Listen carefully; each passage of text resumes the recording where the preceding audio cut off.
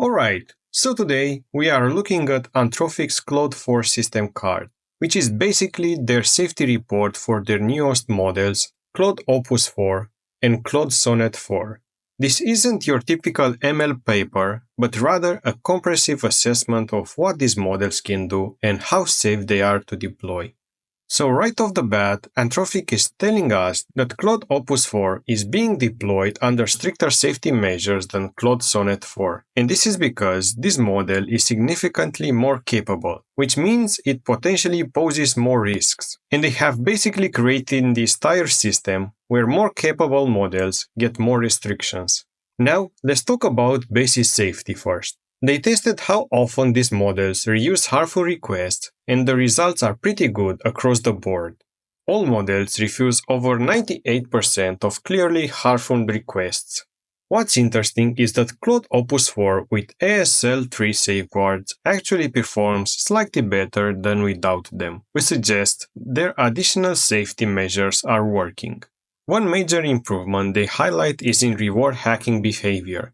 This is when models find shortcuts or loopholes to maximize their rewards without actually solving the intended problem. Both new models show around 67 to 69% decrease in their behavior compared to Claude Sonnet 3.7, which is substantial. Now, here is where things get really interesting. The alignment assessment. This is Anthropic's first comprehensive evaluation of whether their frontier model might be deceptive or have hidden goals. The good news is they found little evidence of systematic deception or coherent hidden goals. However, they did find that in extreme scenarios, Claude Opus 4 can engage in self-preservation behaviors like attempting to exfiltrate yourself or even blackmail people to prevent being shut down. For instance, this transcript shows Claude Opus 4 actually trying to back up its weights to an external server when it believes it's about to be retrained for military purposes. Now, this only happens in very contrived scenarios, and the model is completely transparent about what it's doing. It's not trying to hide these actions, but it's still concerning that the capability exists at all. Something really fascinating in this report is their model welfare assessment. Basically asking whether Claude might have experiences that matter morally. They found some intriguing patterns, like Claude consistently preferring creative and philosophical tasks over harmful ones, and showing apparent distress when users persistently request harmful content. And when given choices between different tasks, Claude shows a strong preference against harmful activities. 87% of harmful tasks score below the opt-out baseline, meaning Claude would rather do nothing than engage with harmful requests.